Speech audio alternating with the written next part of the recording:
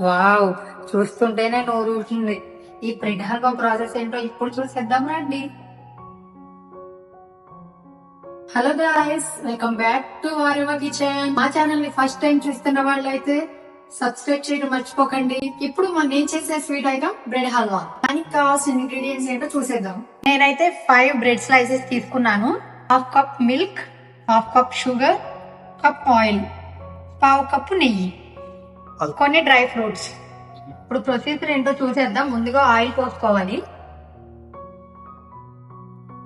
Oil వేడవుతూ ఉంటుంది. ఇంకొక side bowl పెట్టేసి షుగర్ కూడా వేసి 1 కప్ షుగర్ కి 1 కప్ వాటర్. ఇప్పుడు మనం ఈ బ్రెడ్ ఎడ్జెస్ అనేవి కట్ చేసుకుందాం. ఆల్ సైడ్స్ కట్ చేసుకోవాలి. కట్ చేసుకోకుండా కూడా ట్రై చేసుకోవచ్చు, బట్ నేను కట్ చేసుకుంటాను, అది మీ ఇష్టం. ఇలా స్క్వేర్ షేప్ లో కట్ చేసుకోండి. ఆయిల్ వేడైపోయిందండి. ఈ బ్రెడ్ స్లైసెస్ అనేది వేసేసుకుందాం. మీడియం ఫ్లేమ్ లో పెట్టుకుందాం.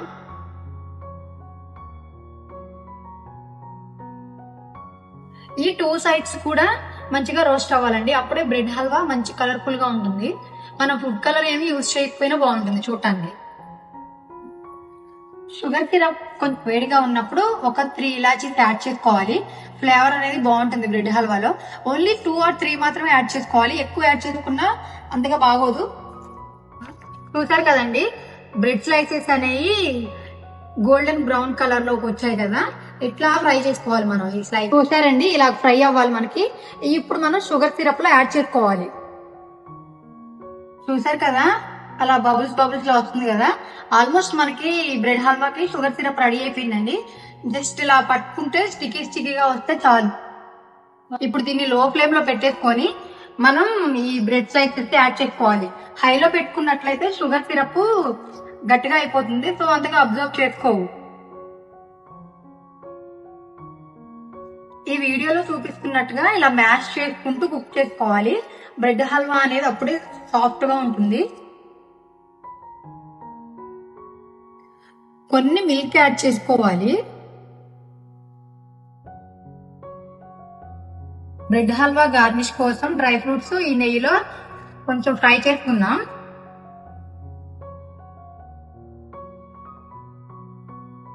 ఈ బ్రెడ్ హల్వాలో నెయ్యి ఫ్లేవర్ చాలా బాగుంటుందండి, కానీ ఎక్కువ కాకుండా కొంచెం లైట్ గానే వేసుకోవాలి. డ్రై ఫ్రూట్స్ ఫ్రై అయిపోయాయి.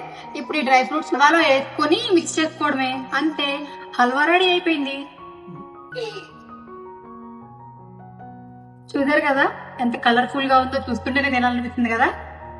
ఈ బ్రెడ్ హల్వాని మనం ఇంకా సర్వింగ్ బౌల్ లోకి సర్వ్ చేసుకోవడమే.